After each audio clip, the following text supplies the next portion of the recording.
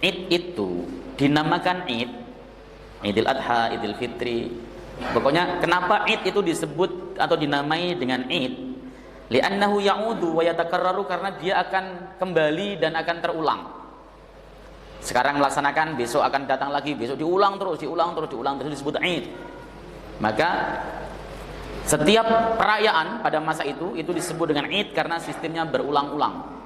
Dulu itu Id sebelum masa Islam itu banyak.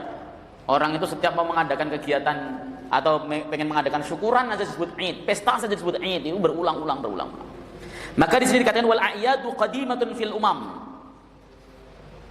Id itu adalah hal yang dilakukan oleh orang-orang umat-umat terdahulu, qadimah, pada masa dahulu. Ya, pada umat-umat terdahulu, umat Nasrani, umat Yahudi, bahkan agama-agama lain, itu mereka memiliki Id masing-masing. Ya, jadi bukan hanya Islam saja memiliki Id. Seperti itu.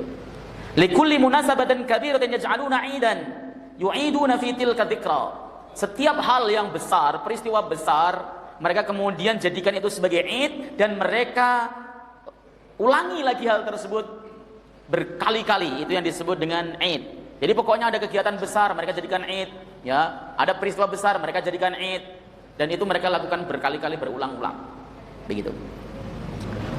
Wa yadharuna fihi anwa'al farhi was surur.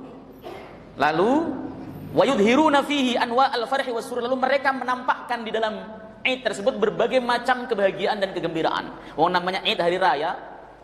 Ya, mereka menyambutnya dengan al-farah was surur. Gembira, bahagia, senang. Tidak ada tangisan, yang ada adalah kegembiraan.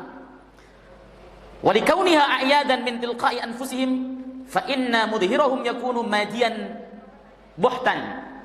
Karena Id yang mereka susun itu adalah lahir dari diri mereka sendiri, berdasarkan pemikiran mereka sendiri, berdasarkan kesenangan mereka sendiri, bukan dari wahyu Allah Subhanahu wa taala. Maka yang nampak dari mereka, yang mereka tampakkan, yang mereka zahirkan, yang mereka tunjukkan pada saat mereka melakukan Id adalah sifatnya material semata. Pokoknya makan-makan, senang